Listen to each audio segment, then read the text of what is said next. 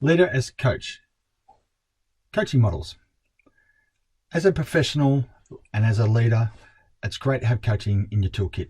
So let's dig it a bit deeper. Let's go and look at the coaching cycle, rapport, goals, action plan, review, feedback. And I've done a video on this already, but it just gives you the understanding of the coaching cycle.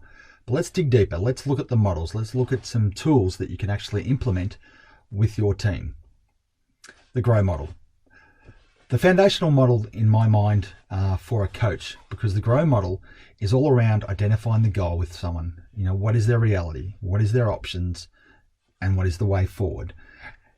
And when you have that framework, you can just continually use that framework with a team member, with an employee regularly. And you can start from anywhere, actually, with the GROW model. You might just start off with the options because you've already done some goal work. But they come back and they're struggling with their options. So you might have to flesh that out and then the way forward. And sometimes they might say something, and so you might have to coach around the reality again.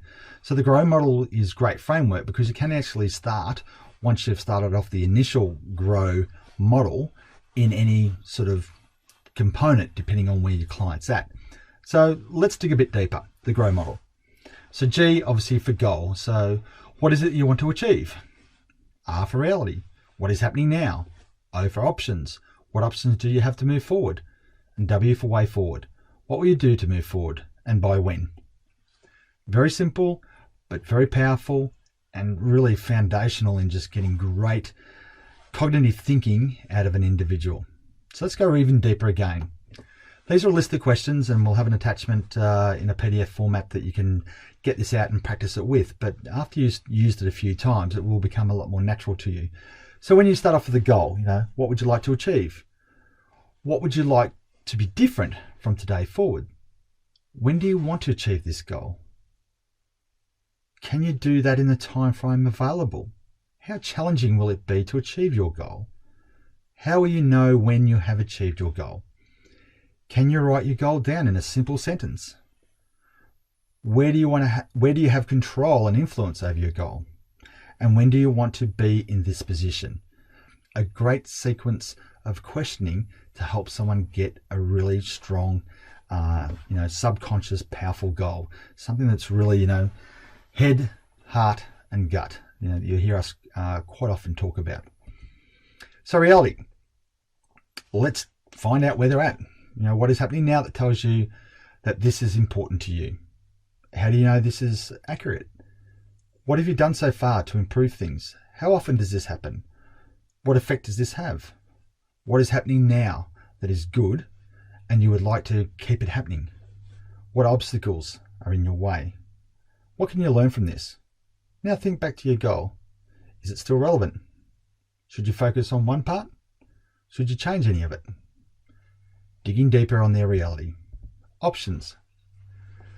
What could you do to move forward towards your goal? Can you write down 5 or 6 things? What could you do as a first step? What alternatives are there to this approach? What could you do if money was unlimited? It's an interesting question, that one, because sometimes we have a self-sabotaging or negative belief around money. So that question sort of opens that one up. What could you do if you didn't have to explain it or be answerable to anyone? What if you could devote all your time to this one thing? What would you do then? What else could you do? What would you do if you didn't have to live with the consequences? Interesting thought process. What could you do if, regardless, everyone else said, well done for trying? What are the benefits and the pitfalls of that option? What would happen if you did nothing? Now check the list and see if there's anything else you'd like to add. You're really trying to get all the options out, okay? And the sequence here, you'll use part of it or some of it, but it's just giving you some really great questions. And that's the key to great coaching, is great questions. So way forward, what is the next step? By when do you want to have this done? What actions will you take in order to achieve your goal? How long do you think that this will take? When will you do what? What might get in the way? What support will you get? How and when will you get support? When will you tell them? Should telling them be your first step? Can you think of anything that will stop you from doing your first step? What will you do if something does stop you? When will you start? Let's be specific and really nail it down sometimes. Okay, and I think that's a big thing. What are you going to do by when? Okay, get some really clear action planning. We've got some great action plans that you can use. So this is a great way of getting them to detail their action plan. Now let's nail it, because you really want a commitment here. So how strong is your intention to take the first step? How high is your enthusiasm to take the first step? How strong is your commitment to taking the first step? How confident are you? Which of the above is most important? Finally, would you like me to check in from time to time? What date shall we meet again?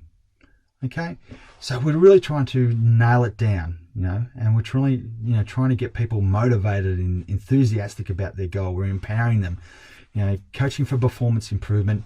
You really need to have that direct language, and let's nail it and scale it. Let's really get excited about it.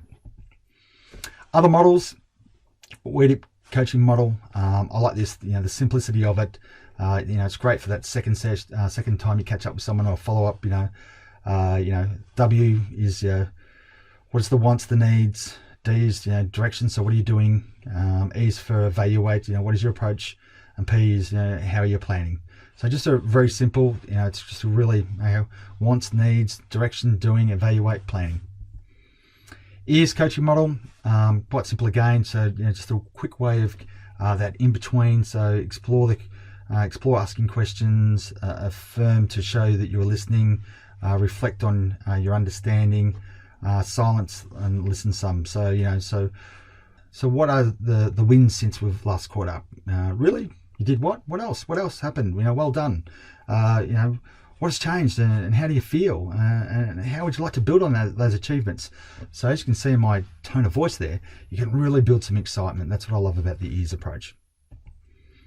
Solution focused coaching, and that's really just trying to get them crystal clear about where they're at and what they want to do. Miracle questions, help them take them out of their current circumstances, setting tasks, what actions are you going to take, and drilling down what date, confidence and all those sort of things.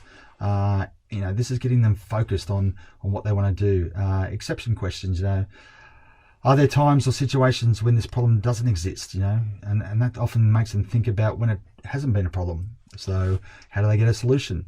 And the old scaling questions, out of 10, I love the scaling questions, because it really and write them down, because when people see you write down, or they write down the scaling question, gives you a commitment.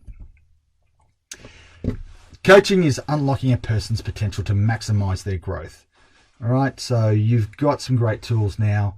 You've got some great models that you can use. Obviously have a conversation with your coach, and maybe even have a conversation around what they've tried and what you want to try, and give it a go.